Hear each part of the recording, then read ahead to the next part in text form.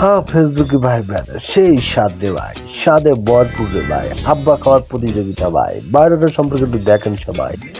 দেখছেন না, মাদক দ্রব্য নিয়ন্ত্রণ ডিএনসি পিরোজপুর জেলা কার্যালয় সহকারী পরিচালক বাবুল সরকার ও অর্ধনগ্ন নারীর আব্বা খাওয়া প্রতিযোগিতা ওরূপে বাবা খাওয়া প্রতিযোগিতা, এগুলো সমাজে চিন্তা করা যায়?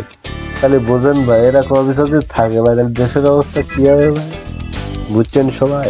আরে ভাই ভাই যা কন তা কন রে ভাই, উনার লেডিসটা কিন্তু ভাই সেই রে ভাই, দেখছেন না ভাই? আর সেই ভাই টানছে রে বাবা রে ভাই, উফ সেই স্বাদ রে ভাই।